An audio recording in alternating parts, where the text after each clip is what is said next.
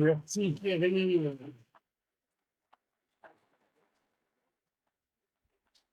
Merci Pierre-Yves, merci à tous d'être là. Et je dois vous dire que quand j'ai proposé ce sujet, je ne pensais pas qu'on serait aussi fort dans l'actualité, parce que vous allez voir que je vais vous parler de Gaza, pas forcément sous l'angle dont on en parle aujourd'hui, et du Liban et du Hezbollah, et d'un certain nombre de choses qui sont aujourd'hui au centre de notre actualité, pas très drôle. Donc, je vais vous parler effectivement de ces enjeux gaziers en Méditerranée orientale. En bon historien, j'ai divisé mon propos en trois parties. Donc, d'abord, je vais vous faire un tableau des découvertes de l'intérêt de ces gisements. Ensuite, je tâcherai de vous faire un tableau du rapport entre ces découvertes et la géopolitique locale. Et puis, dans un troisième temps, je vous parlerai du grand perturbateur turc qui intervient dans cette zone et qui trouble le jeu comme il le trouble dans un certain nombre de régions. Je ne vais pas vous parler aujourd'hui de la question arménienne, mais je ne peux pas prendre la parole aujourd'hui sans rappeler ce qui vient de se passer en Artsakh, c'est-à-dire le nettoyage ethnique de 120 000 personnes dans un déluge de violence de la part de l'Azerbaïdjan, derrière lequel est également Ankara. Alors, euh, des gisements gaziers importants. C'est dans le courant des années 2000 qu'on va se rendre compte que un certain nombre de grandes compagnies pétrolières et gazières vont se rendre compte, à la suite d'études et de prospection, que cette région de la Méditerranée orientale, comprise en gros entre les côtes de l'île de Chypre, celle du Liban, d'Israël et de Gaza et de l'Égypte, recèle un certain nombre de gisements gaziers. Euh, alors, pour vous donner une idée de l'importance de ces gisements, il faut d'abord dire que le gaz est aujourd'hui un enjeu, une source d'énergie absolument importante, puisque dans le mix, comme on dit, énergétique mondial, ça représente aujourd'hui 25% de la consommation d'énergie au niveau mondial, et que très souvent, comme pour d'autres hydrocarbures, les centres de production ne sont pas localisés dans les zones de consommation, c'est-à-dire que pays producteurs et pays consommateurs ne sont pas toujours exactement les mêmes, et que donc il faut transporter ce gaz des lieux de production vers les lieux de consommation, ce transport se faisant soit par gazoduc, dont le tracé, et on va en parler tout à l'heure, est aujourd'hui un enjeu géostratégique considérable pour un certain nombre de gazoducs, soit par GNL, c'est-à-dire gaz naturel liquéfié, qui nécessite une station de liquéfaction du gaz au départ et de déliquéfaction du gaz à l'arrivée, avec entre-temps un transport en, euh, en bateau. Les réserves prouvées, alors pour ce qui est du gaz, on parle des réserves prouvées et des réserves estimées. Les réserves prouvées ont plus que doublé entre 1986 et 2018. Elles représentent aujourd'hui entre 60 et 100 ans de consommation annuelle, de consommation mondiale, je veux dire, à ressources égales. C'est-à-dire qu'évidemment, plus on découvrira des nouveaux gisements, et plus ce délai s'allongera. Les réserves estimées sont nettement plus importantes. Mais pour beaucoup, alors d'abord, il faut savoir que plus on va, plus ces gisements sont profonds, difficiles à exploiter, en milieu hostile, voire présentent des caractéristiques qui font que pour l'instant, technologiquement, il n'est pas possible de les exploiter. C'est ce qu'on appelle les gaz non conventionnels. Alors, donc on a découvert dans cette région plusieurs gisements gaziers. Alors, de quelle importance sont-ils? Ils sont aujourd'hui des réserves prouvées qui sont estimées à 1800 milliards de mètres cubes de gaz. Alors ça ne vous dit pas grand-chose. Pour vous donner une échelle, le gisement norvégien qui est en exploitation depuis les années 70 a encore aujourd'hui une capacité de 1600 milliards de mètres cubes, c'est-à-dire qu'on est un peu au-dessus, en réserve prouvée, on est un peu au-dessus de ce qui reste en Norvège et qui est aujourd'hui un des fournisseurs importants de l'Europe occidentale. Mais d'un autre côté, un pays comme la Russie, par exemple, a des réserves prouvées de 47 800 milliards de mètres cubes. Donc vous voyez qu'on n'est pas non plus dans les très grands gisements. On est dans des gisements de taille moyenne, mais qui sont importants, et qui sont notamment importants pour les pays d'Europe occidentale qui cherchent à diversifier leurs approvisionnements. Et pour l'Agence internationale de l'énergie, ces gisements du bassin du Levant, comme on les appelle, sont un des plus grands gisements découverts ces dernières années et non encore exploités. Donc il faut nuancer, si vous voulez. C'est un gisement important, c'est un gisement important pour l'Europe occidentale. En même temps, ça n'est pas un gisement majeur comme peuvent l'être les gisements russes, qataris ou iraniens. Euh, Russie, Qatar, Iran, représentant à eux trois seuls plus de 50% des réserves prouvées de gaz dans le monde. Euh, mais c'est un gisement qui représente un potentiel important pour les pays d'Europe occidentale. D'abord parce qu'il est proche, et deuxièmement parce que un certain nombre des gisements, notamment dans la zone égyptienne et dans la zone chypriote et dans la zone israélienne également, sont des gisements assez peu profonds, c'est-à-dire assez faciles à exploiter et assez rapides à mettre en exploitation.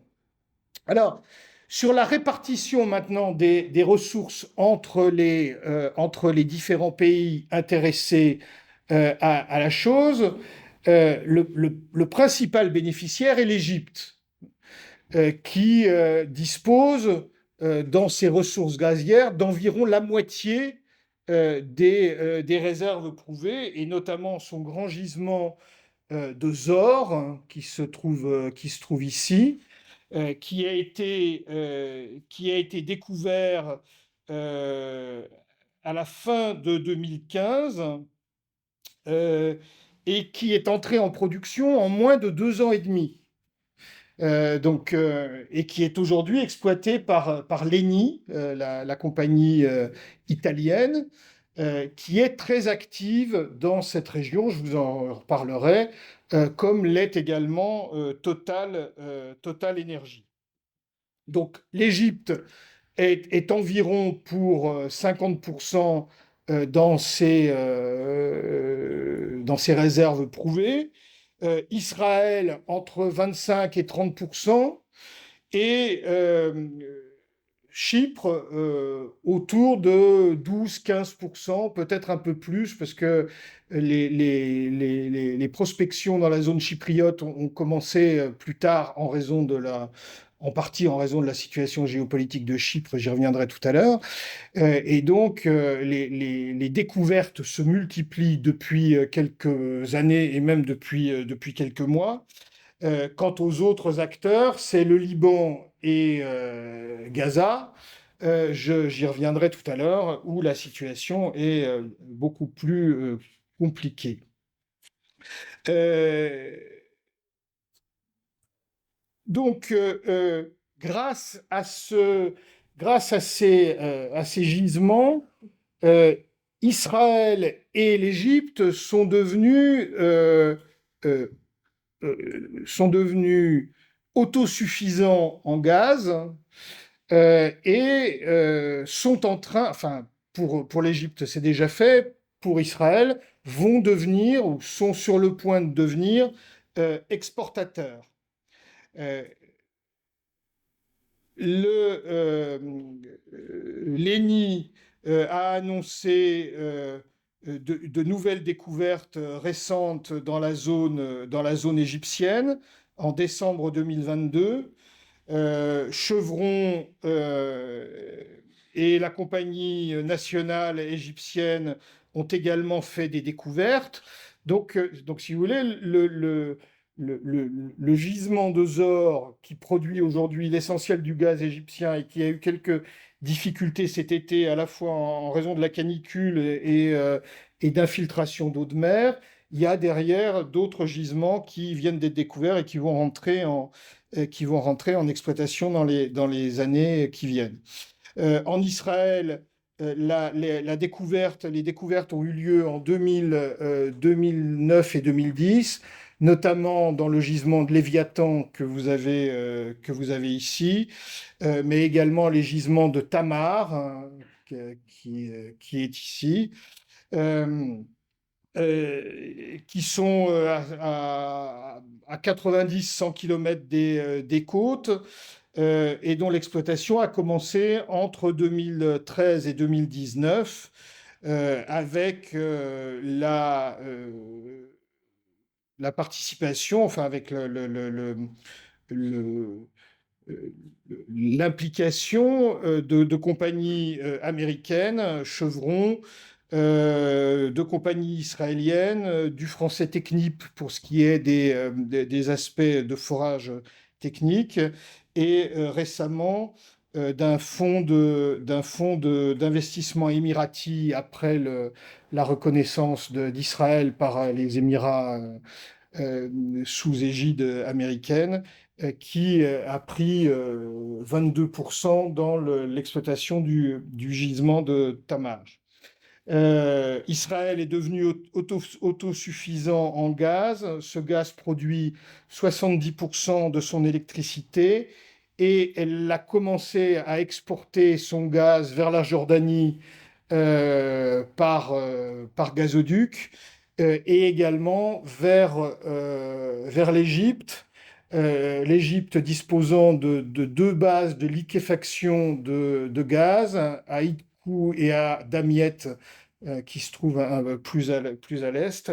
Et donc, l'Égypte achète aujourd'hui du gaz à Israël pour le liquéfier et le réexporter, puisque l'Égypte est elle-même devenue autosuffisante en gaz. Donc, je vous dis ça parce que il y a autour de ce gaz euh, une, euh, une interdépendance entre Israël et ses voisins arabes qui est probablement à prendre en compte dans le développement le développement de la crise actuelle.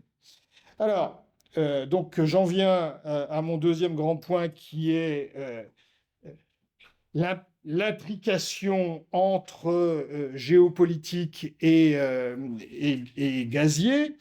Et je vais commencer par vous parler du droit international en ce qui concerne la mer et donc les ressources du sous-sol. Donc une convention internationale des Nations Unies sur le droit de la mer a été signée à Montego Bay en Jamaïque le 10 décembre 1982 et elle est entrée en vigueur en novembre 1994. Dans cette région sont signataires et ont ratifié la convention de Montego Bay, l'Égypte, qui a signé en 82 et ratifié en 83, Chypre, qui a signé en 82 et ratifié en 88, la Grèce, qui a signé en 82, ratifié en 95, et le Liban, qui a signé en 82 et ratifié en 95. L'État de Palestine, euh, admis comme État non membre des Nations Unies, mais observateur aux Nations Unies, est également partie au traité depuis 2012, et les autres acteurs de la région n'ont pas signé cette convention et donc ne sont pas engagés par cette convention. Qui sont donc les acteurs qui n'ont pas signé? La Turquie et Israël. Euh, et puis, il y a un autre acteur qui n'est pas tout à fait dans la région, mais qui est juste à l'ouest, et dont vous verrez tout à l'heure quand je vous parlerai de la situation de ce gisement et des agissements turcs, qu'il est tout à fait important, qui est la Libye, qui a signé, mais pas ratifié. Voilà. Donc vous avez autour de ce bassin gazier des pays qui appuient leur légitimité à exploiter les ressources gazières sur le droit international et d'autres pas. Alors, que dit cette convention? Elle dit que un pays a une entière souveraineté sur sa mer territoriale, cette mer territoriale s'étendant jusqu'à 12 000 marins de ses côtes, c'est-à-dire un peu plus de 22 kilomètres. Au-delà, les États peuvent déclarer à l'ONU une zone économique exclusive, une zone d'exploitation économique exclusive, ZEE, qui, elle, peut s'étendre jusqu'à 200 000 marins des côtes, c'est-à-dire jusqu'à 370 kilomètres des côtes. Dans cette ZEE, les États ont des droits souverains d'exploitation du sol et du sous-sol. Ils ne peuvent pas régler la navigation qui, elle, est réglée par le principe de liberté des mers, mais ils ont un droit d'exploitation exclusif sur le sol, le sous-sol, les vents et les courants. C'est-à-dire que si vous voulez installer un champ d'éoliennes, par exemple, il faut être dans votre mer territoriale ou dans votre zone, dans votre ZE.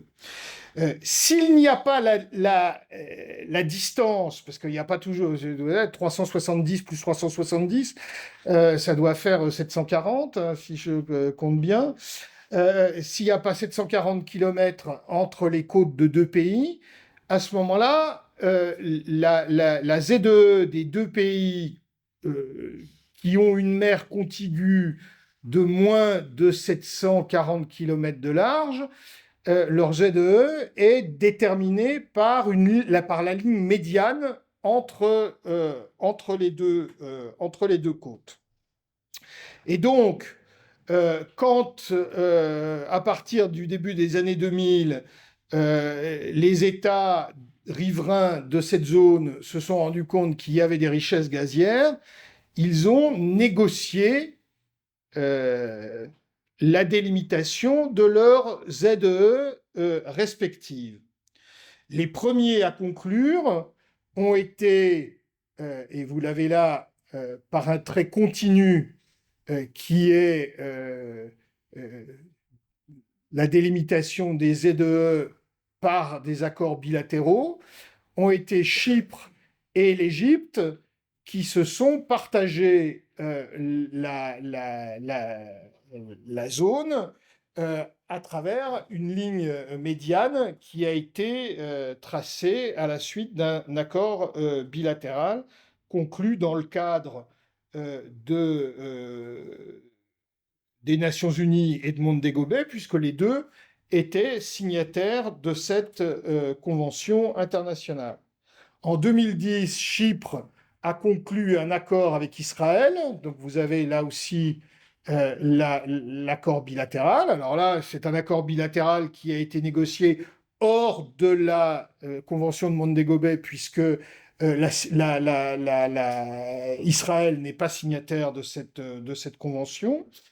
Euh, et à la suite d'affrontements en 2020 entre Israël et le Hezbollah, euh,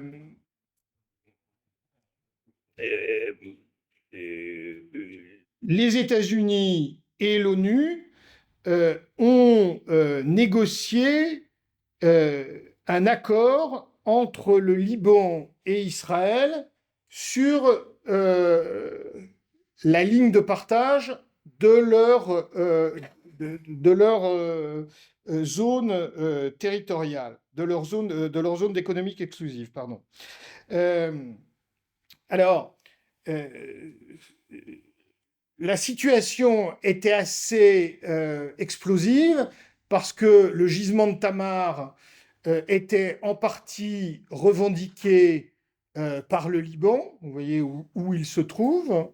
Et puis, il y a un autre gisement euh, proche qui s'appelle... non, le gisement de... Pardon, excusez-moi, le gisement de Tamar était déjà réglé. Vous avez deux gisements qui ne sont pas ici, qui sont le gisement de Karish et de... Karish qui était tout prêt à être mis en exploitation par les Israéliens, mais qui était contesté par le Liban et notamment par le Hezbollah, qui avait envoyé un certain nombre de drones au-dessus des plateformes de forage ou des navires de forage qui étaient en train de faire les forages dans cette région. Et donc, le 27 octobre 2022, donc vous voyez que c'est tout récent, un accord a été conclu entre Tel Aviv et Beyrouth, bien que les deux pays soient en guerre, signé d'un côté par le Premier ministre israélien, de l'autre côté par le président Aoun qui était encore aux fonctions, suivi d'un échange de lettres qui ont été déposées auprès de la FINUL au Liban et qui accordaient la pleine souveraineté d'Israël sur le gisement de Karish. La production de ce gisement de Karish, Israël étant devenu autosuffisant, étant destiné à l'Europe occidentale, et donc est rentré en exploitation presque aussitôt. Et de l'autre côté, vous avez un autre gisement qui était à cheval sur cette ligne, et donc dont une partie se trouvait dans la zone israélienne, l'autre partie dans la zone libanaise, qui s'appelle le gisement de Qana, Qanah. Euh, et donc là, Israël a abandonné l'exploitation de ce gisement au Liban, moyennant, quand il rentrera en exploitation, moyennant une redevance de 17% des revenus à Israël, correspondant à la part du gisement qui se trouve dans les eaux israéliennes. Donc cet accord a été conclu sous protection américaine et les prospections ont commencé du côté libanais avec Total, l'ENI, et,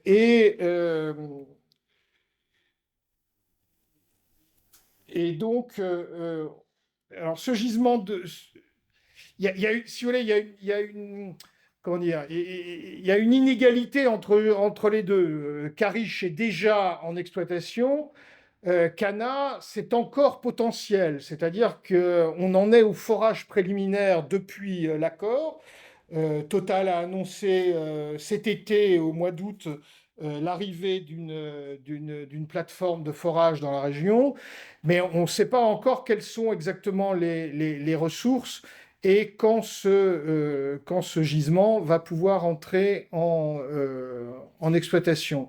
Pour le Liban, euh, c'est à la fois vous savez dans quel état est le Liban, dans une crise financière et politique, puisqu'il n'y a plus de président de la République, l'élection du nouveau président de la République n'a pas pu avoir lieu, et donc tout ça est totalement bloqué, et la situation actuelle risque de ne pas faciliter les choses.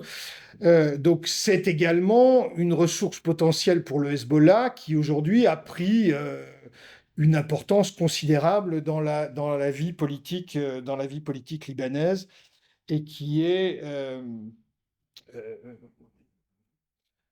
alors à la fois, si vous voulez, il y a un espoir que les revenus de ce gisement puissent sortir le Liban de son état financier de faillite actuel. Et en même temps, quand on sait ce qu'est l'État libanais et le partage des dépouilles par un système communautaire, euh, une partie des ressources, une partie importante des ressources de ce gisement risque de ne pas aller à l'État libanais, mais d'aller aux différents acteurs. Alors donc, dans ce gisement de Cana, les Total dispose de 35% des droits, l'ENI de 35%, et récemment est arrivé un troisième partenaire qui est la Société nationale du Qatar. Donc vous voyez là encore qui dispose de 30%. Donc vous voyez que là encore combien les enjeux géopolitiques et gaziers sont évidemment imbriqués. C'était au départ une société russe qui disposait des 30%, mais les Russes se sont retirés au profit des Qataris. Alors, je vais maintenant vous parler du gisement qui se trouve dans les eaux de Gaza. Alors, c'est probablement la situation la plus compliquée, évidemment. Après son adhésion à Montego Bay, l'autorité palestinienne, qui, vous savez, n'est pas maître de Gaza, mais qui internationalement dispose de la souveraineté potentielle sur cette bande, a lancé des négociations sur la délimitation de sa zone économique exclusive avec l'Égypte. Cette zone économique exclusive avec l'Égypte n'a pas encore été définie. Et dans la situation actuelle, on peut penser que ça va traîner considérablement. Et encore moins, évidemment, avec Israël. Alors, euh, il se trouve dans ces eaux un gisement qu'on appelle Gaza Marine, qui se trouve à 36 km au large de la bande de Gaza, dans des fonds très peu profonds, et qui a été découvert au cours des années 90 par une société britannique, la British Gas Group, qui avait obtenu les droits de mise en valeur. Et Yasser Arafat était même venu inaugurer la première torchère de ce gisement au moment dans les premiers temps qui ont suivi les accords d'Oslo. On pensait alors qu'il y allait que dans la dynamique des accords d'Oslo, la mise en exploitation de ce gisement allait permettre à l'autorité palestinienne de disposer de ressources, de ressources propres. Mais dès 2001, avec l'arrivée d'Ariel Sharon au pouvoir, les perspectives de mise en exploitation de ce gisement ont été stoppées et Sharon a interdit à la British Gas Company de mettre en exploitation ce gisement. Les négociations ont été relancées à plusieurs reprises sous les gouvernements Barak et Olmert, mais finalement, aucune solution n'a été trouvée avant que le Hamas prenne le pouvoir dans la bande de Gaza et ne soustrait la bande de Gaza à l'autorité de l'autorité palestinienne. Entre-temps, Israël est devenu producteur et autosuffisant. Euh, et ce gisement a en quelque sorte perdu une partie de l'importance qu'il pouvait avoir aux yeux des responsables israéliens.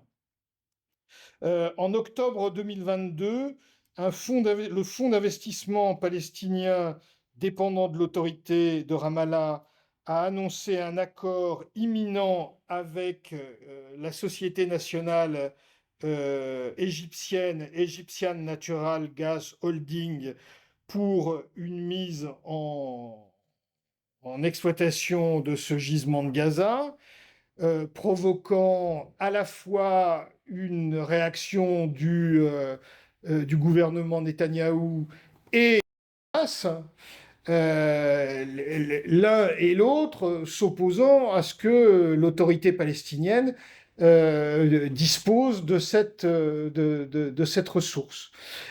Puis, en juin 2023, donc c'est tout neuf, Netanyahou a déclaré que Israël reprenait le projet d'exploitation de Gaza Marine, j'ouvre les guillemets, dans le cadre des accords existants entre Israël, l'Égypte et l'autorité palestinienne, et dans un dialogue direct avec l'Égypte, en accord avec l'autorité palestinienne. Donc vous voyez que tout ça est très récent, hein, juin 2023. Et aussitôt, le Hamas a répliqué qu'il ne permettrait pas à l'occupant israélien d'utiliser la question du champ gazier de Gaza comme instrument pour conclure des accords politiques et de sécurité avec d'autres parties. Alors, évidemment, on ne peut réduire ce qui se passe aujourd'hui dans la bande de Gaza à cet enjeu gazier, mais cet enjeu gazier est évidemment présent dans les rapports compliqués du triangle ou du quadrilatère Israël, Égypte, autorité palestinienne, Gaza. Et donc, la crainte du Hamas de voir aboutir la reconnaissance par Israël, la reconnaissance d'Israël par un certain nombre de pays arabes, et notamment par l'Arabie saoudite dans le cadre des négociations qui se sont engagées après la reconnaissance des Émirats arabes unis, d'Israël par les Émirats arabes unis, fait que effectivement la mise en exploitation de ce gisement pouvait sembler possible euh, sans le Hamas, et que sans doute c'est une manière, ça a été également ce qui vient de se produire. Il ne s'agit pas de dire que c'est la cause ou que c'est une des causes, mais ça fait incontestablement partie des enjeux qu'il y a aujourd'hui entre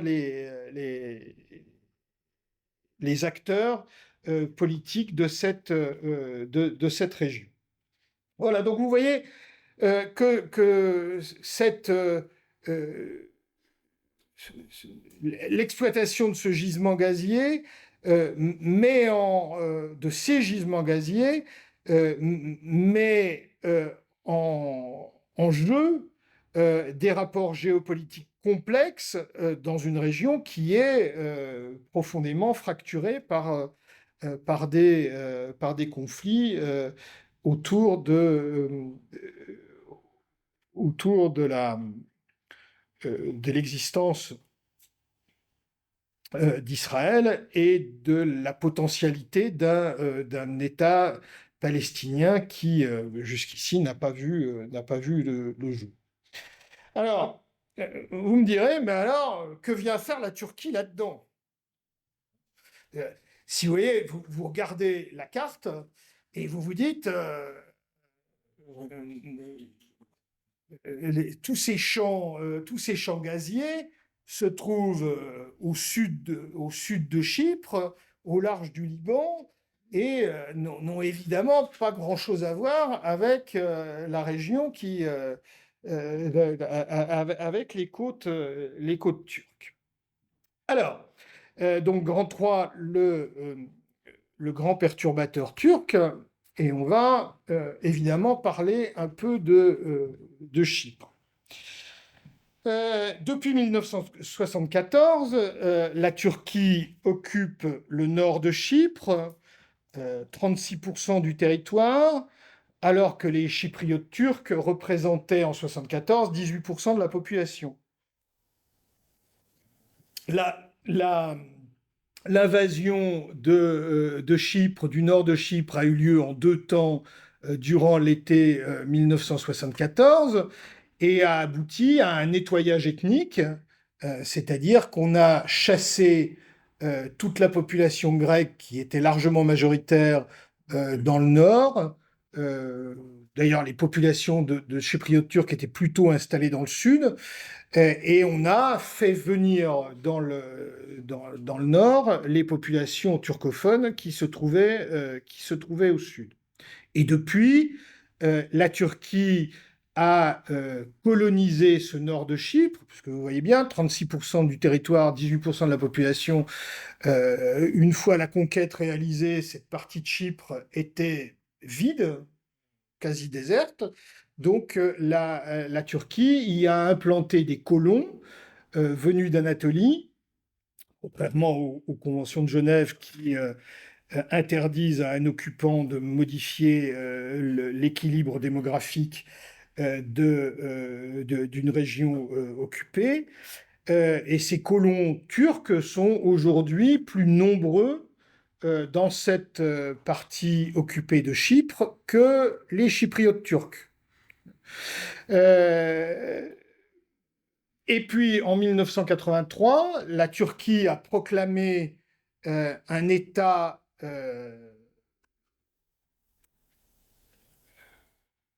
théoriquement indépendant, qui s'appelle la République turque du nord de Chypre, qui n'est reconnu par personne, si ce n'est par Ankara, évidemment, et qui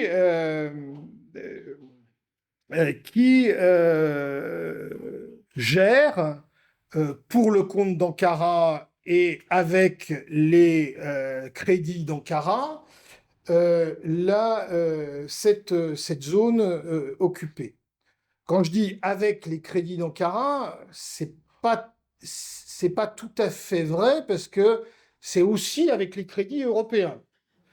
C'est-à-dire que lorsque Chypre a intégré l'Union européenne qui ne reconnaît pas la République turque du nord de Chypre, pas plus que aucun autre pays dans le monde, a néanmoins exigé qu'une partie des crédits européens qui seraient donnés à la République de Chypre soit déversée sur le nord de Chypre, ce qui est un des moyens de financement de la Turquie par l'Union européenne, qui a permis, entre autres choses, le clientélisme de l'AKP, le parti au pouvoir depuis 20 ans, et l'enracinement d'Erdogan et de son parti dans dans la vie politique turque.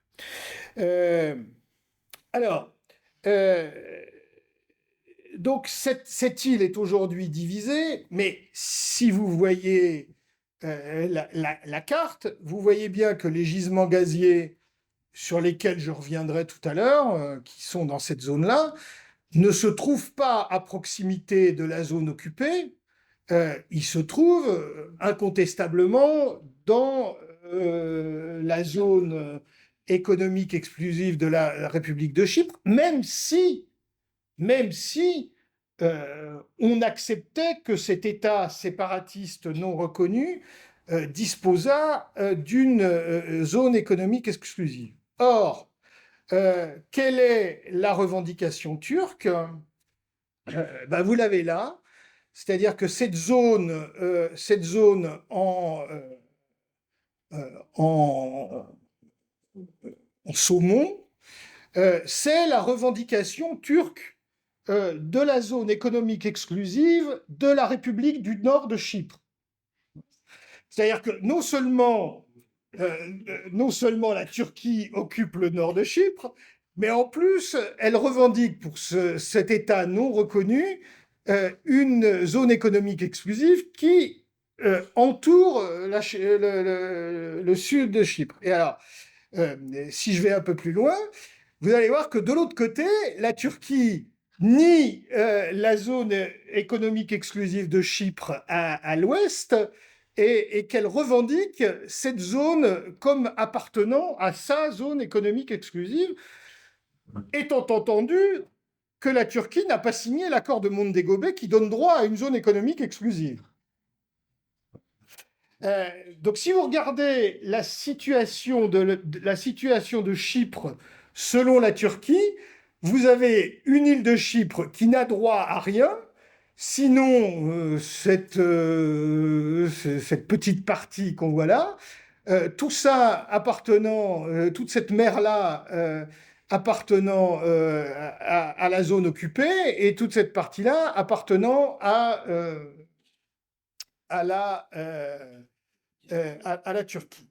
Donc vous voyez que cette situation est ubuesque, mais cette situation-là qui sert à Ankara pour entretenir une tension permanente dans la zone. Alors, il faut ajouter à ça que la Turquie interdit toute prospection gazière dans la mer Égée depuis 1973. Pourquoi? Depuis 1973, la Turquie revendique des droits d'exploitation exclusifs sur la moitié orientale de la mer Égée, que vous avez ici matérialisé par ce tiret-T vert. Et également, alors on l'a pas là, mais et également autour de l'île de Castellorizo, qui se trouve ici et qui se trouve ici et qui fait que cette zone-là échappe à la zone économique exclusive enfin fait partie de la zone économique exclusive de la Grèce. Donc on a cette situation. euh, et donc, cette volonté de la Turquie d'obtenir, bien avant Erdogan, d'obtenir des droits d'exploitation exclusifs dans la moitié orientale de l'Égée, a poussé les deux pays, dont je rappelle qu'ils sont tous les deux membres de l'OTAN, a poussé ces deux pays à plusieurs reprises au bord du conflit. Euh,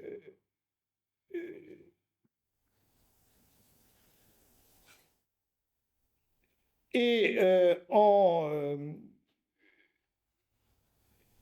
en 1960, alors que en 1975, les deux présidents, les deux premiers ministres grecs et turcs de l'époque, Constantin Karamanlis et Süleyman Demirel, avaient convenu de porter leurs différends sur la mer Égée devant la Cour internationale de justice de La Haye, qui a spécialement été créée pour régler ce genre de conflit et qui est la plus vieille organisation internationale, plus vieille que la SDN ou que, évidemment, l'ONU.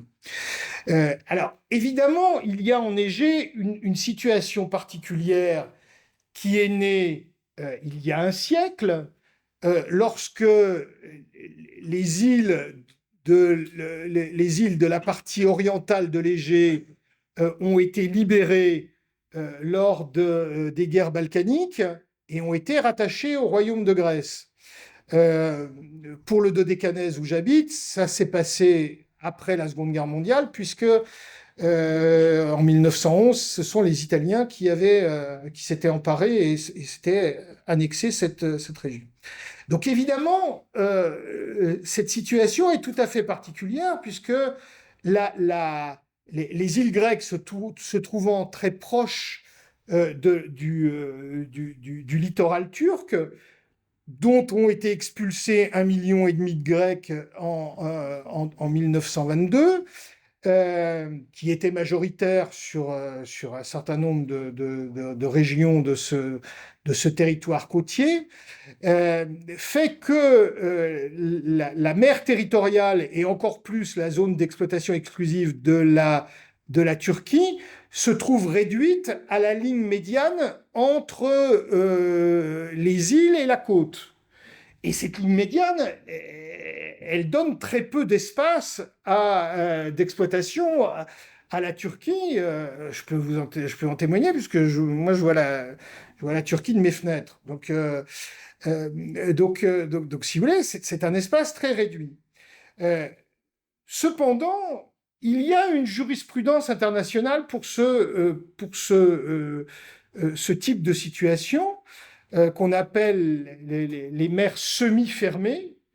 Et la Cour de justice internationale a eu à traiter ce genre de situation à plusieurs reprises, dans plusieurs mers, notamment la Baltique, quelques autres, où son arbitrage accorde aux pays qui sont désavantagés par la proximité d'un territoire de l'autre côté, qui fait que l'essentiel de l'espace maritime considéré échappe à la souveraineté de cet État, etc., lui ont accordé une compensation. En l'occurrence, on sait très bien ce qu'aurait déterminé la Cour internationale de justice, et vous l'avez ici avec les pointillés rouges, ce serait une compensation par un certain nombre de couloirs, ici il y en a 4, entre les îles grecques, qui permettrait de compenser en partie cette... voilà. Et donc, si vous voulez, cet arbitrage n'avait absolument rien d'exceptionnel ni d'imprévisible. En 1975, le Premier ministre turc et le Premier ministre grec s'engagent à Bruxelles à aller devant la Cour et à accepter l'arbitrage de la Cour. Sauf que le Premier ministre turc est alors dépendant des députés du Parti d'Action Nationaliste, euh, du colonel Kesh, c'est-à-dire ce qu'on appelle les loups gris, l'extrême droite ultranationaliste turque et pan-turque, et que lorsque Demirel rentre à Ankara, il se trouve face à un ultimatum de Turkesh qui... alors, les loups gris, c'est des vrais fachos, hein. C'est-à-dire que c'est la violence, des milices. On casse du militant de gauche et du syndicaliste et de l'étudiant sur les... On casse, on tue quand je dis on casse. Donc c'est un parti qui règne par la terreur, mais qui fait partie de la coalition gouvernementale. Et donc Turkesh dit à Demirel, soit votre gouvernement tombe, soit vous refusez l'arbitrage de la Cour. Et donc, Demirel se dédie, et depuis, on a face à face un pays, la Grèce, qui n'a jamais changé de position et qui dit c'est à la Cour de trancher, et la Turquie qui dit nous voulons la moitié et ça se tranchera soit par un accord bilatéral, soit par la force. Et donc, on est dans cette situation, encore aujourd'hui, euh, euh, qui fait que, en Égée comme à Chypre, la Turquie bloque les exploitations possibles enfin, à Chypre non, mais voudrait bloquer les exploitations gazières à Chypre, comme elle l'a fait depuis 1973 dans la mer Égée. Donc,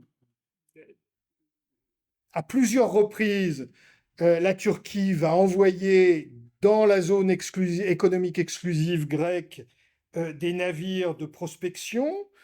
On va frôler le conflit en 76, en 74, au moment de l'invasion de Chypre, après, en 76, en 87, et finalement en 95,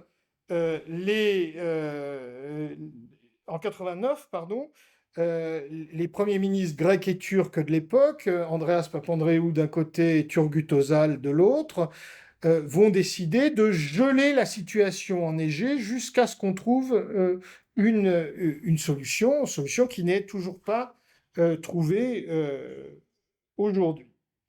Mais la situation ne reste pas gelée de cette manière.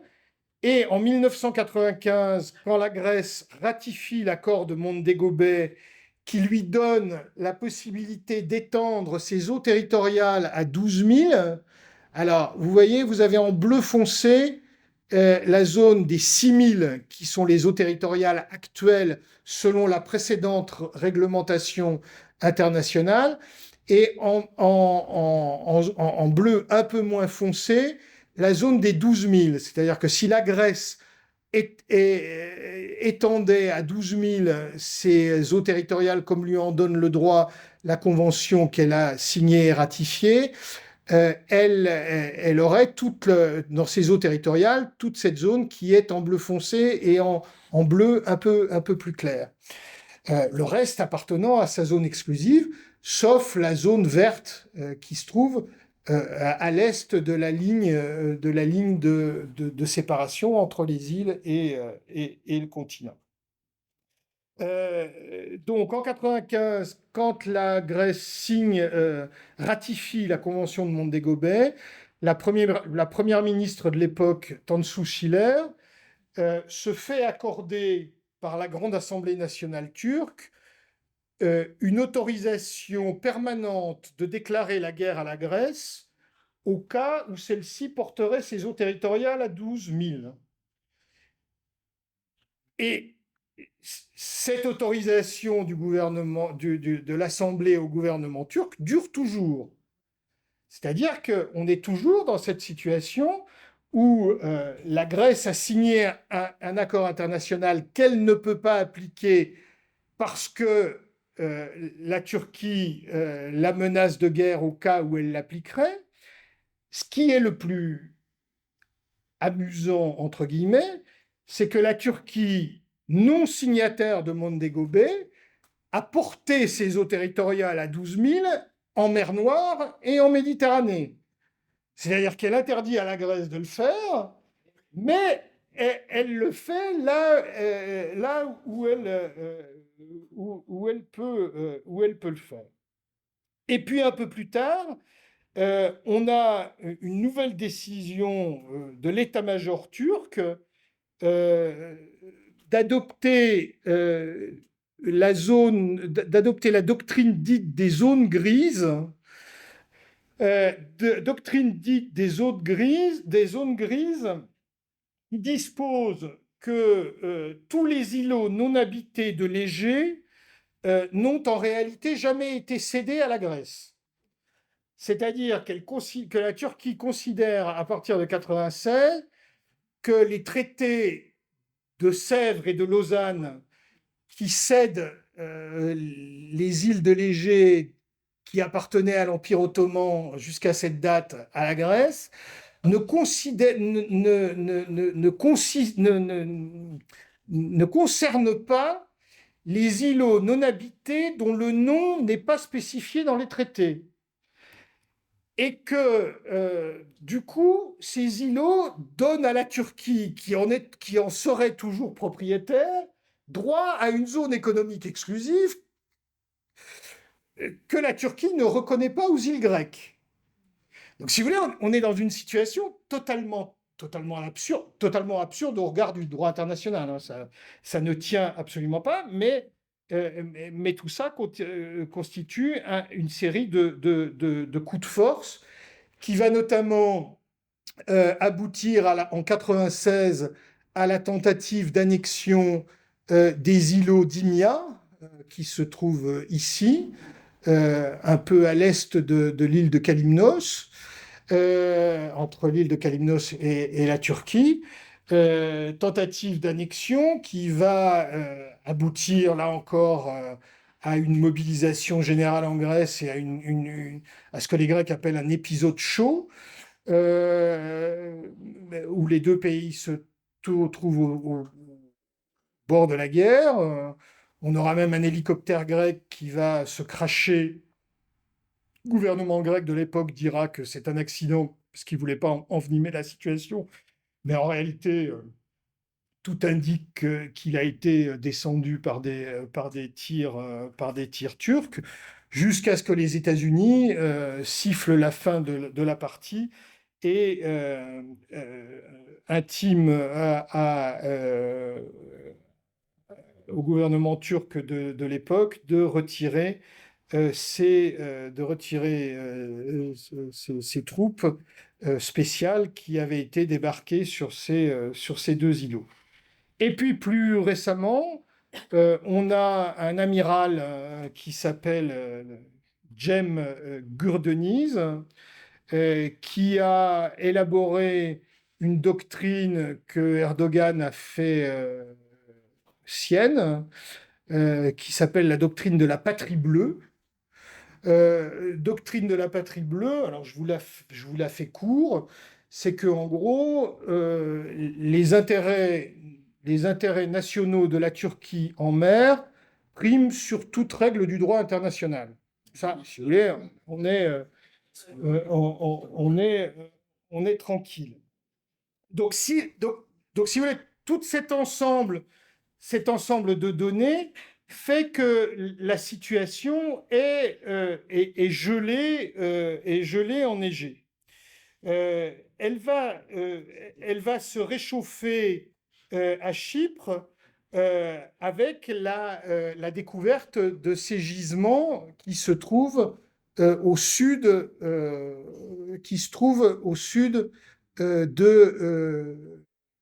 c'est la première, au sud de Chypre. Alors, vous voyez que Chypre a divisé sa zone économique exclusive au sud en prenant soin pour l'instant de ne pas du tout traiter le Nord, parce que ce serait agiter un chiffon rouge devant le taureau turc, mais qu'elle a divisé sa zone économique exclusive en 13 blocs, 13 blocs qui ont donné lieu à des concessions à des sociétés pétrolières. Euh, alors, euh, Depuis que ces concessions ont eu lieu, la Turquie tente d'empêcher la prospection et la mise en exploitation de ces gisements. En février 2018, des navires de la marine turque ont empêché un forage de l'ENI, enfin ont différé, parce qu'ils se sont retirés ensuite et l'ENI a repris le forage une fois qu'ils ont été partis, a différé un des forages de l'ENI dans la zone économique exclusive chypriote. En novembre 2019, un incident a eu lieu entre la marine turque et un navire de prospection israélien qui était dans la zone économique exclusive chypriote parce que la société israélienne opère dans un des blocs concédés. En décembre 2019, le ministre turc des Affaires étrangères menace d'employer la force pour empêcher les forages. Euh, et, euh, et donc, on aboutit à la crise de l'été 2020 sur laquelle je vais revenir un peu plus longuement. Euh, cette montée en menace de la Turquie a provoqué une réaction euh, du parrain de la région que sont les États-Unis.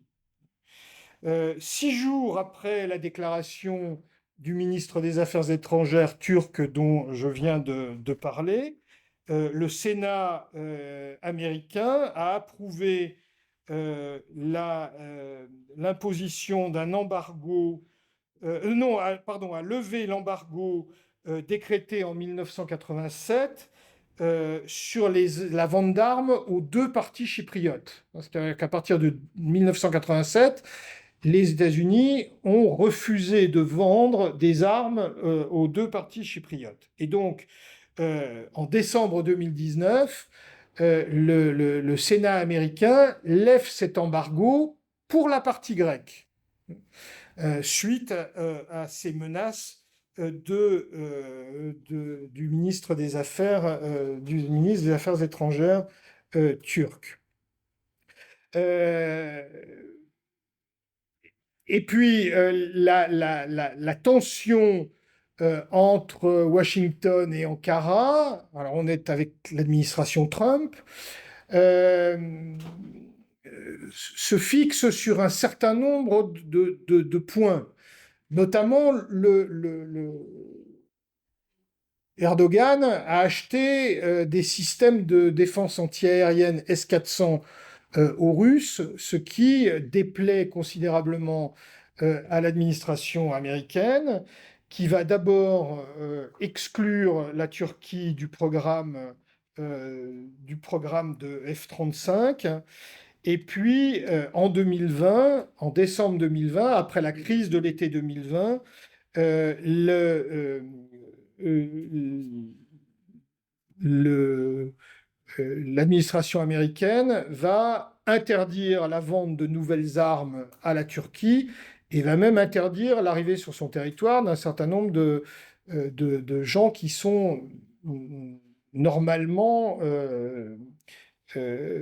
destinés à passer ces contrats d'armes. Donc on a une véritable tension qui se développe en lien et en parallèle avec les tensions que provoque euh, la, euh, la Turquie dans la région, même si euh, ces réactions américaines ne sont pas dues qu'à la tension dans la région.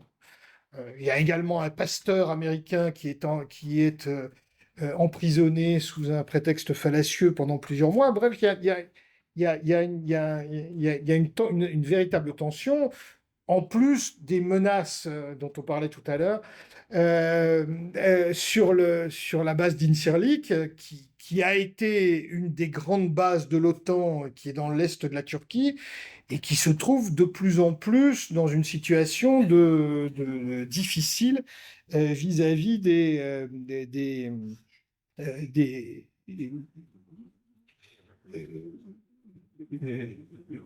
enfin, on lui coupe de temps en temps l'électricité, de temps en temps il y a un blocus en fonction de la manière dont évoluent les rapports turco-américains.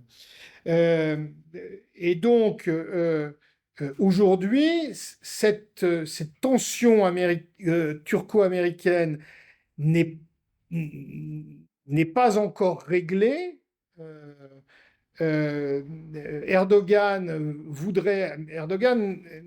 a aujourd'hui des F-16 très vieillissants dans son armée de l'air. Et il voudrait obtenir des kits de modernisation et, faute de F-35, de pouvoir acheter des F-16 Viper de mieux équipés que les avions dont il peut disposer. Pour l'instant, il ne le peut pas. Euh, alors je dis pour l'instant parce que j'ai vu tout à l'heure, avant de venir vous voir, que Erdogan avait finalement décidé de soumettre l'adhésion de la Suède à l'OTAN à son Assemblée nationale aujourd'hui. Ça a été annoncé cet après-midi. Or, jusqu'à présent, ça semblait être les termes du marché.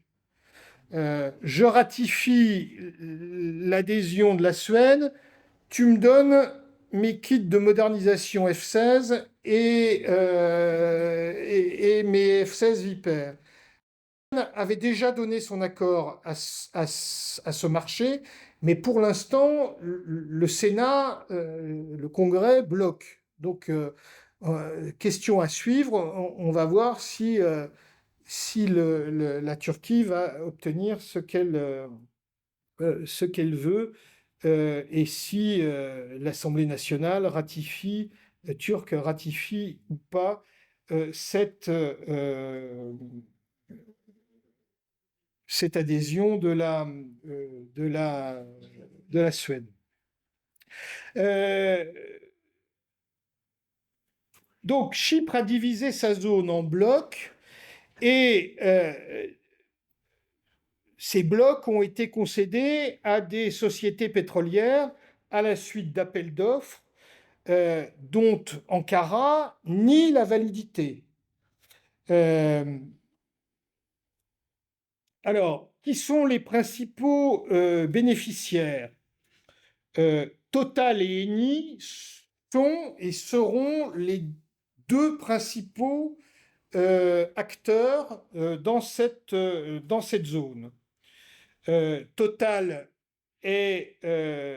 dispose de 50% et est opérateur dans les blocs 7 et 11. Et le bloc 11 est un des plus prometteurs.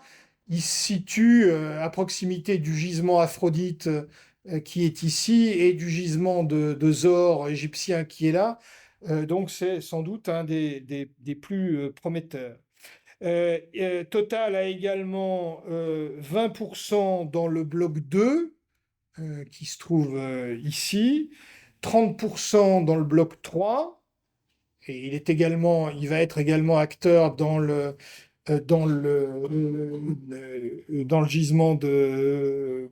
gisement libanais, 40% dans le bloc 8, qui est ici, et 20% dans le bloc 9.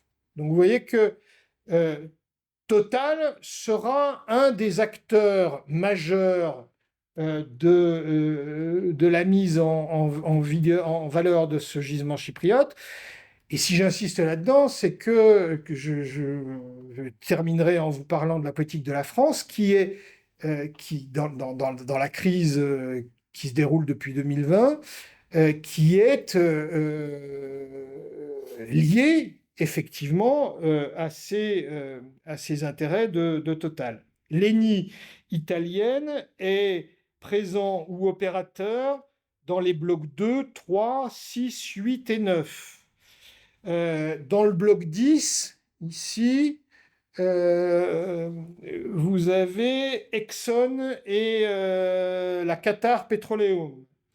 Dans le bloc 12, avec le gisement Aphrodite qui est prêt à rentrer en exploitation, vous avez Chevron, Shell et l'israélien New Med.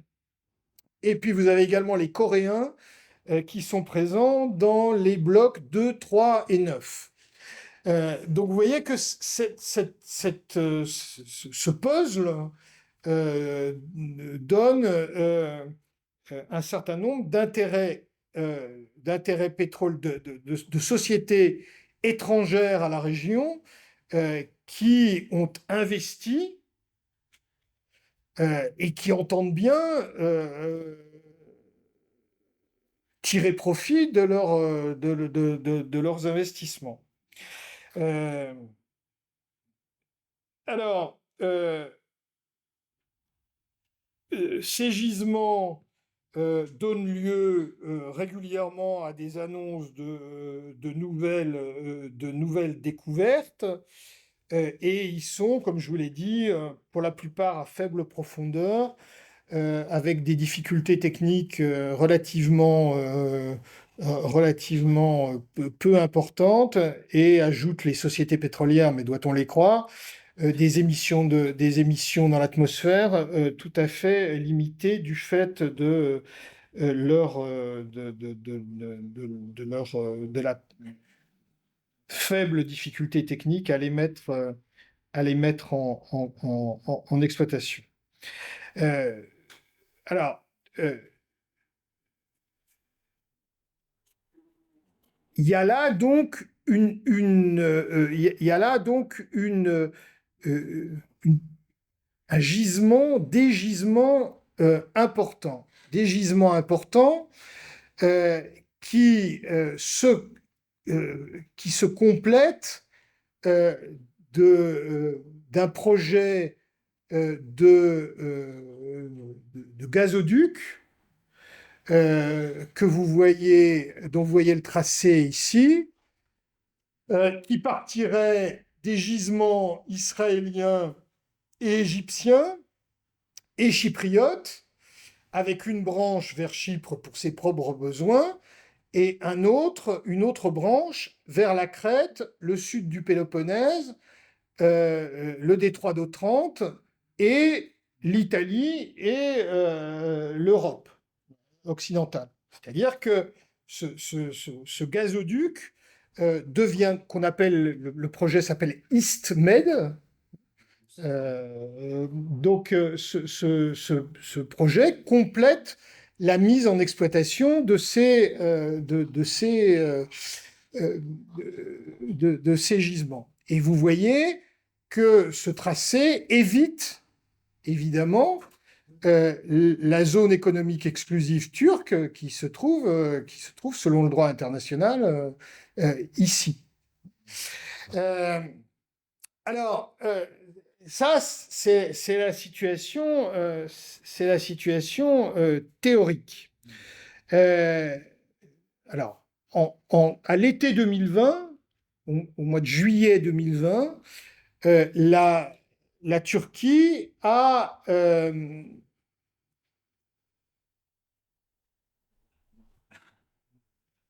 La Turquie a, pendant tout l'été, multiplié les violations des zones économiques exclusives grecques et turques, notamment au sud de Castellorizo, dans cette région et dans cette zone-là, en envoyant ses propres navires de prospection accompagnés de navires de guerre. C'est-à-dire qu'on avait un navire de prospection accompagné d'une flottille de guerre qui a tenté de faire des forages de prospection dans dans ces zones économiques exclusives, grecques et turques, grecques et chypriotes, pardon, et ce qui a provoqué une montée en tension qui a été, sur laquelle je vais revenir. Alors, bon, euh, quel est quel est l'intérêt de la Turquie là-dedans? Euh, il faut voir que la Turquie a très peu de ressources gazières. Euh, la Turquie ne dispose de ressources d'énergie que ses barrages, fort importants, notamment sur le Tigre et l'Euphrate, qui eux-mêmes ont été construits en contravention avec avec le droit international des fleuves, puisque le plus ancien droit international, puisque c'est les commissions du Rhin et les commissions du Danube qui disposent depuis le 19e siècle que les pays de l'amont ne peuvent pas prendre l'eau sans une gestion commune avec les pays de l'aval, ce que la Turquie a mis de côté et a construit tout un système de barrages sur le Tigre et l'Euphrate qui fait qu'elle peut fermer l'eau à la Syrie et à l'Irak notamment. Donc elle a cette ressource hydroélectrique et elle a du charbon. Euh, et depuis peu, elle a une centrale nucléaire russe de construction qui a été inaugurée pendant la dernière campagne électorale d'Erdogan. Mais elle n'a ni pétrole ni gaz, alors que le gaz représente 31% de sa consommation d'énergie, et que sur ces 31% de gaz, elle ne produit que 10% de ce dont elle a besoin, avec un épuisement de ses ressources gazières de l'ordre de 8 ans au rythme actuel, c'est-à-dire rien. Donc en réalité, la Turquie est et va être obligée d'importer la quasi-totalité du gaz dont elle a besoin. Déjà aujourd'hui, elle importe 90% de son gaz. Euh, alors, 90% de son gaz, deux tiers par gazoduc. Donc, elle est reliée par un gazoduc sous la mer Noire à la Russie, qui lui fournit presque la moitié du gaz qui arrive en Turquie par gazoduc. 30% de ce gaz qui arrive par gazoduc est fourni par l'Azerbaïdjan et 20% par l'Iran. Mais les relations entre Téhéran et Ankara ne sont pas bonnes, elles sont de moins en moins bonnes, et le régime iranien a plutôt tendance ces dernières années à réduire les livraisons de gaz à la Turquie. Pour le tiers qui n'arrive pas par gazoduc, la Turquie l'achète en gaz naturel liquéfié, donc qui arrive par bateau. Ses plus gros fournisseurs étant l'Algérie d'un côté et le Qatar de l'autre, avec les États-Unis. Et en outre, la Turquie a ouvert en 2015 une base militaire au Qatar. Les relations entre les deux pays étant extrêmement étroites. Vous savez peut-être que la Turquie est dans une crise financière extrêmement aiguë, avec une inflation de plus de 100% et une monnaie qui a perdu 90% de sa valeur ou 95% de sa valeur dans les 5 dernières années, et 30% depuis le début de l'année. Donc c'est une économie qui va mal, euh, et qui a été en très forte croissance pendant 10 ans, essentiellement sur le secteur de la construction et par la création d'une bulle de crédit. Mais aujourd'hui, cette économie, même si elle continue à croître, est en réalité une économie qui va très mal. Les taux d'intérêt, lors du dernier relèvement de la Banque centrale turque, sont passés au-dessus de 20% par an. Donc on a un pays qui a besoin de cette énergie. Et donc, la Turquie voulait construire un gazoduc venant du Qatar pour diminuer le coût de ces importations de gaz qatari, parce que le GNL coûte beaucoup plus cher que le gaz transporté par gazoduc. Il faut le liquéfier, le déliquéfier. C'est des opérations coûteuses et risquées. Et donc, dans le courant au début des années 2000, euh, un projet de gazoduc euh, avait été envisagé, allant du Qatar, traversant l'Arabie, la Jordanie et la Syrie pour aboutir en Turquie, avec ensuite une extension vers l'Europe. C'est-à-dire, si vous voulez, un projet qui aujourd'hui apparaît comme concurrent de l'ISTMED, et qui aurait fait de la Turquie un hub gazier.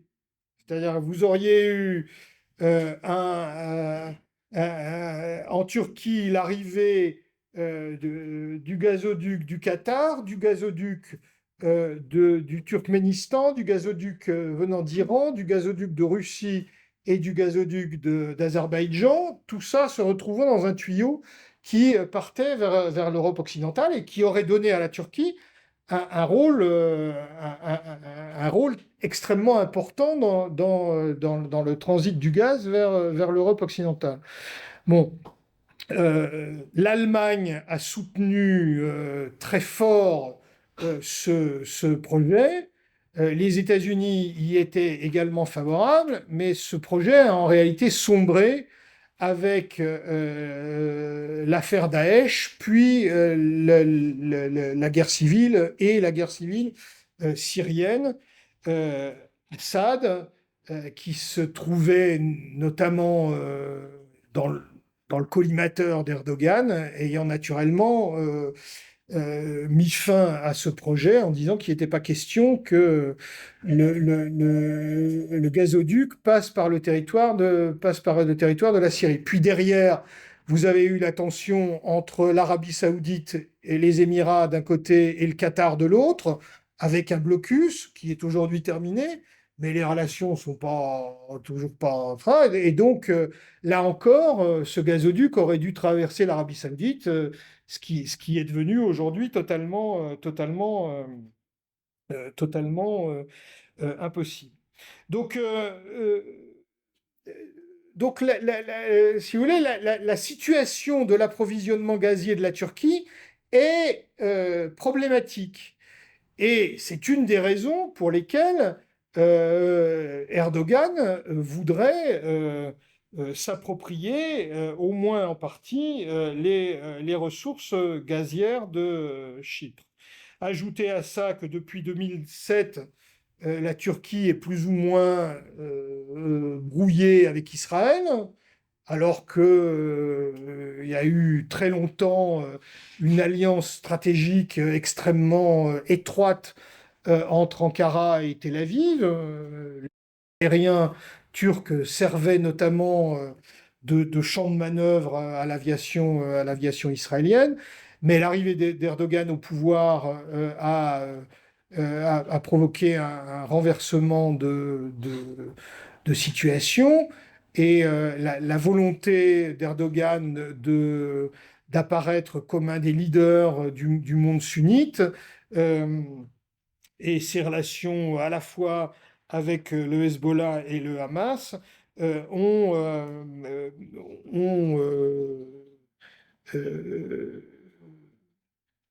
hypothéqué cette alliance qui durait depuis 48 et qui est aujourd'hui un souvenir.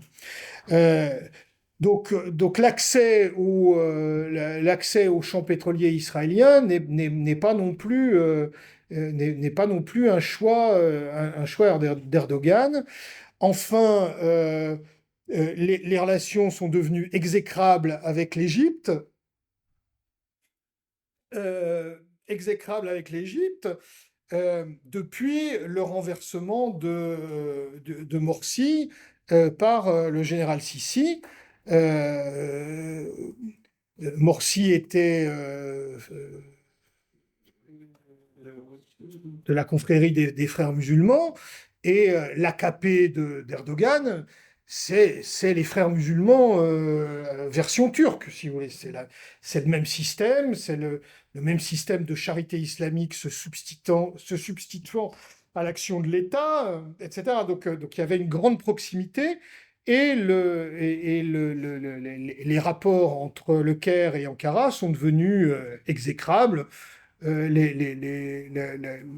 baromètre dans cette affaire, je souris, mais c'est pas drôle, mais le baromètre de cette affaire étant la reconnaissance du génocide arménien, et le régime égyptien a reconnu le génocide arménien, ce qui a provoqué le rappel de l'ambassadeur turc au Caire et une période de grande tension. Donc, si vous voulez, la Turquie, Erdogan est arrivé en 2002 avec le mot d'ordre zéro problème avec les voisins. Et aujourd'hui, il est brouillé avec tous ses voisins. Donc il est, et on est dans cette situation. Alors, du coup, vers qui pouvait se tourner Erdogan? Eh bien, il s'est tourné vers la Libye. Euh, alors, la Libye est une ancienne terre ottomane qui a été conquise par les Italiens en 1911, 1911-1912, juste avant les guerres balkaniques. Et elle est divisée depuis ce franc succès de la politique otanienne et française qui a consisté à renverser Kadhafi. Elle est divisée entre la Cyrénaïque à l'est, qui est dirigée enfin qui est sous l'autorité du maréchal Haftar, et le gouvernement de Tripoli, qui est un gouvernement islamiste, donc proche idéologiquement d'Erdogan. Euh, Haftar est soutenu ou était soutenu par l'Égypte, toujours soutenu par l'Égypte, la Russie et la France. Le gouvernement de Tripoli est soutenu ou était soutenu de moins en moins par les États-Unis et par l'Italie, et menacé de disparaître corps et biens à l'automne 2019 par une offensive du maréchal Haftar. Erdogan a proposé au gouvernement de Tripoli un marché qui était de le sauver avec le débarquement d'un corps expéditionnaire turc qui était effectivement venu sauver le gouvernement islamiste de Tripoli contre du gaz et du pétrole et contre un accord sur les zones économiques exclusives de la Turquie et de la Libye. Alors, euh, cette affaire est une affaire absolument absurde, si vous voulez. Vous voyez bien que, d'après ce que je vous ai dit du droit international, euh, le- la zone économique exclusive s'étend au large de ses propres côtes. Donc l'accord conclu entre Ankara et Tripoli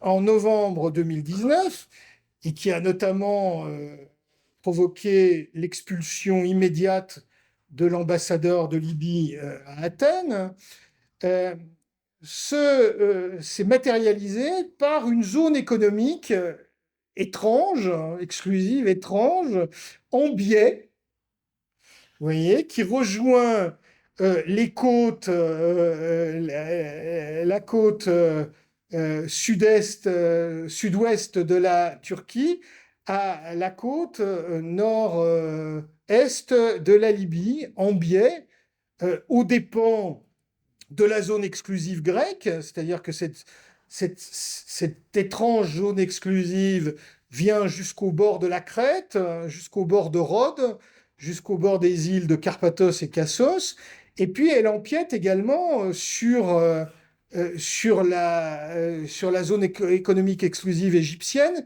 puisque pour assurer une contiguïté entre ZE turque et ZE libyenne, bah, il faut, si vous voulez, il faut euh, faire que la zone économique exclusive libyenne qui devrait s'étendre ici, vous voyez, vous avez le tracé jaune, elle déborde tout d'un coup pour venir rencontrer la zone turque qui est elle-même totalement aberrante au regard du droit international puisqu'on est dans les eaux grecques.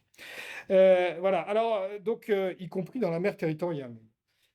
Donc, la ZE, cette ZE viole les droits souverains de la Grèce et de l'Égypte qui, en réponse, négociaient depuis très longtemps la délimitation de leurs zones exclusives respectives et qui, sous la pression de cette nouvelle provocation turque, ont, euh, sont parvenus à un accord euh, en, euh, en délimitant leur zone exclusive, euh, au moins sur le tracé qui était mis en cause par l'accord turco-libyen de 2019, euh, sur cette partie verte du tracé qui a donné lieu donc à un accord entre bonne et due forme le 6 août 2020. Alors, la tension a duré tout l'été 2020. Euh, je- je- Tous les matins, en prenant mon petit déjeuner de mon balcon, euh, de notre balcon, nous voyons un navire de guerre turc qui partait de Bodrum, qui rentrait dans les eaux territoriales, pas dans la zone économique exclusive, dans les eaux territoriales grecques entre Kalymnos et Kos, qui faisait le tour de Kos et qui ressortait sous nos fenêtres. euh, Avec les canons débouchés, en état de tirer, etc. Et donc on a eu droit à ce spectacle pendant 3 semaines, un mois, durant l'été 2020. Alors cette tension a été extrêmement forte. Je ne sais pas si on s'en est rendu compte en France, mais on est arrivé vraiment au bord du conflit. La Turquie a envoyé des sous-marins qui ont été repérés jusque dans le golfe Saronique, aux abords d'Athènes. Les Grecs se sont d'ailleurs amusés parce qu'ils ont coincé un de ces sous-marins près de l'île de Bé et ils lui ont balancé des bombes sonores toute la nuit si bien qu'au matin, le commandant du sous-marin turc a envoyé un message comme quoi il se rendait, et les Grecs ont balancé une dernière bombe sonore qui leur a joué Yellow Submarine des Beatles. Voilà, il y a eu des incidents aériens en grand nombre.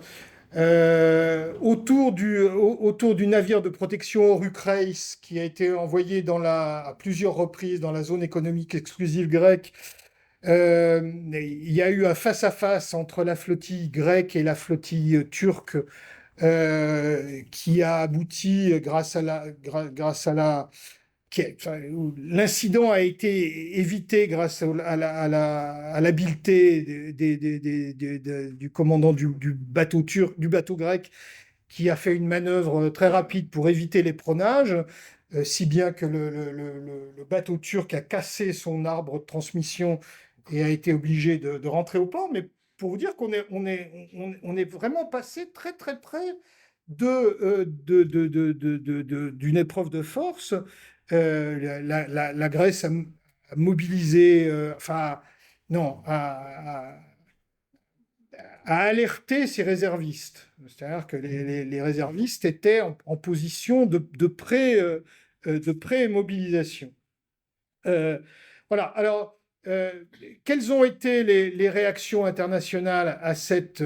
et les mêmes provocations ont eu lieu avant, pendant et après dans la zone économique exclusive de Chypre, où là aussi, il y a eu des incursions et où là aussi, il y a eu il y a eu des choses qui sont passées très près de l'épreuve de force. Alors, qu'ont fait les acteurs internationaux? Euh, le- la Grèce et Chypre ont bénéficié d'une aide diplomatique, voire militaire, de l'Égypte, des Émirats arabes unis. Les Émirats arabes unis ont envoyé en Grèce 2 F-16, d'Israël, qui n'a pas envoyé de matériel, mais qui a affirmé que la Turquie n'était pas dans son droit, et de la France. La France a envoyé des Rafales à Chypre, qui ont fait un peu la navette entre Chypre et la Crète. Euh, Puis elle a envoyé une frégate et et un hélicoptère euh, qui étaient là pour dissuader. Et la sortie, la, la sortie qui a suivi du porte-avions Charles de Gaulle et du groupe aéronaval français est allée croiser dans cette région de la Méditerranée orientale, à la grande colère d'Erdogan, qui s'en est pris à la France et à Macron avec des termes assez injurieux. Les initiatives turques ont été condamnées lors d'un sommet égypto-jordano-irakien. Donc vous voyez, il y a eu une solidarité régionale. La Grèce a également disposé alors d'un ministre des Affaires étrangères qui est sans doute un des meilleurs diplomates de l'époque, vous me direz qu'il n'a pas beaucoup de mal, mais et qui est aujourd'hui ministre de la Défense, Nikos Dendias, qui a noué également un partenariat, un dialogue stratégique avec l'Inde. Parce que dans le même moment, on est dans la préparation et dans le lancement de la guerre turco-azérie contre le Karabakh, qui a lieu à l'automne 2020 de l'Artsakh, et que dans cette affaire, on a la construction d'un triangle, d'un axe, d'un triangle stratégique entre Bakou, Ankara et Islamabad, et que le ministre des Affaires étrangères grec a eu cette initiative d'aller chercher, si vous voulez, dans l'esprit des politiques de containment, d'aller chercher des partenaires stratégiques au-delà de l'espace méditerranéen. Et l'Europe dans tout ça, me direz-vous? Eh bien, l'Europe dans tout ça, c'est illustré par son silence euh, et par son refus d'intervenir. Euh, on a fait Bruxelles a fait le service ultra minimum. Pourquoi? Euh, Parce que un certain nombre de pays étaient opposés à l'affirmation de la solidarité européenne vis-à-vis de Chypre et de la Grèce, qui étaient pourtant, et l'une et l'autre, attaquées dans leurs droits souverains. Euh, oui, mais alors, vous avez un certain nombre de pays qui ont bloqué les sanctions. Alors finalement, on a abouti à des sanctions, mais des sanctions qui étaient purement symboliques. Qui a bloqué l'Espagne, parce qu'elle a une commande de porte-avions de la Turquie. Malte, parce que Malte vend des passeports dorés à toute une série de personnages turcs qui deviennent ainsi des citoyens européens qui peuvent circuler dans l'espace européen sans demande de visa, et que c'est une partie, ça devient une partie importante de ses ressources financières. La Hongrie, parce que la Hongrie est observateur de la communauté des États turciques et se reconnaît, enfin, où une partie des Hongrois se reconnaissent comme appartenant à la famille des peuples turcs. Et puis l'Allemagne, bien sûr.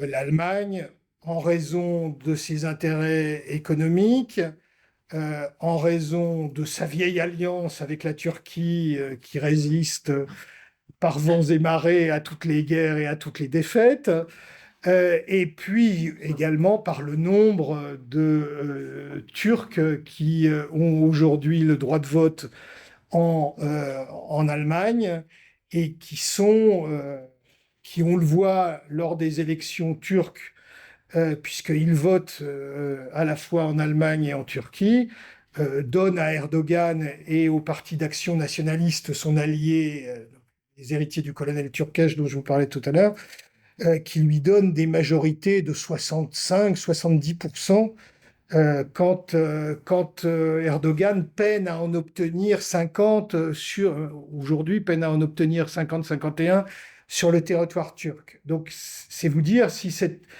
communauté turque-allemande est aujourd'hui stratégiquement importante pour Erdogan, qui a une véritable stratégie d'utilisation des minorités turques en Europe occidentale.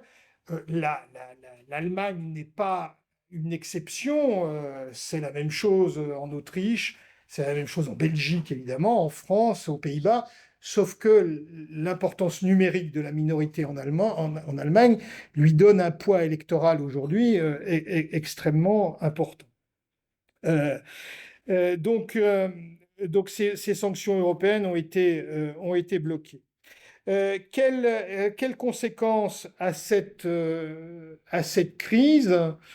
Alors, il faut parler deux mots des États-Unis, mais les États-Unis se trouvaient en en fin de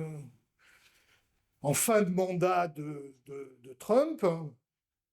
Ils ont néanmoins appuyé en gros la position grecque, c'était aussi lié avec l'administration Trump par cette perte de confiance dans la Turquie dont je vous ai parlé tout à l'heure, par la position de plus en plus précaire de la base d'Incirlik, qui fait que l'administration Trump avait à déplacer un certain nombre d'armements et d'activités qui jusque-là étaient à Incirlik vers la base crétoise, la base aéronavale crétoise de Souda à l'ouest de la Crète et vers Alexandroupoli où les Américains sont en train de s'installer. Il y a donc, si vous voulez, il y avait donc, avec avec l'administration Trump, il y avait une réévaluation de la position stratégique de la Grèce au regard de la détérioration des rapports turco-américains. Bon. Euh, En fait, on a peine à voir aujourd'hui quelle est la logique de l'administration Trump, de l'administration Biden dans cette affaire. Euh, mais c'est pas le seul endroit où on peut avoir des doutes sur cette administration. Euh, la, la grande conséquence de cette crise pour pour la Grèce a été un rapprochement considérable avec la France. Euh, euh, alors, sur le plan du réarmement, parce que la Grèce avait vécu 10 ans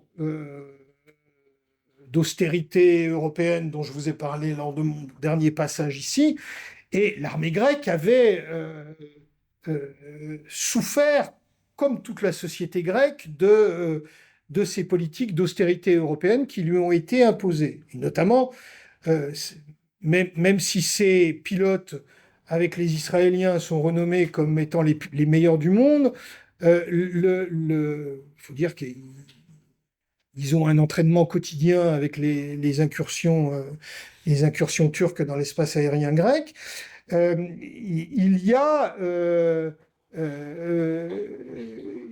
y avait un vieillissement de la flotte, de la flotte maritime et de la flotte aérienne grecque. Donc, cette crise et la solidarité de la France avec la Grèce dans cette crise ont conduit à un certain nombre de commandes, 24 Rafales, dont 12 ont été cédés à prix d'amis par l'armée française pour des avions d'occasion. 3 frégates, dont la première vient de sortir des ateliers de Naval Group, des corvettes, et puis il ne faut pas mécontenter non plus le parrain américain, parce qu'il ne faudrait pas qu'il aille trop regarder de l'autre côté non plus. Donc, il y a la mise à niveau de 83 F-16 de l'armée de l'air grecque et une intention d'acheter 20 F-35 et peut-être 40. Donc, vous voyez qu'il y a eu un effort à la suite de cette crise de cette crise de 2020. Il y a un effort considérable de réarmement de la Grèce. J'ajoute à ça que ont eu lieu à l'automne qui a suivi cette crise des manœuvres aéronavales en Égypte qui ont mis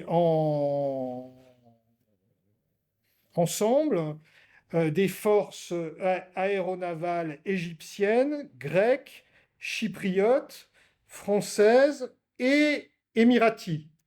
Donc, si vous voulez, vous avez aujourd'hui, autour de cet enjeu gazier,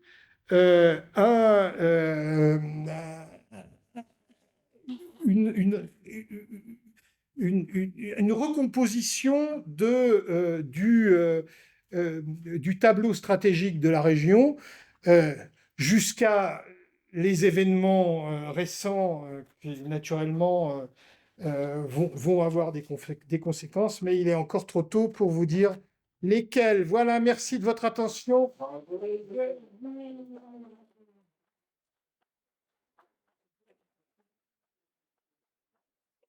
Chers camarades, si tu veux plus de contenu, de réinformation, d'éducation populaire et de formation intellectuelle, n'hésite pas à faire un don sur notre page Tipeee.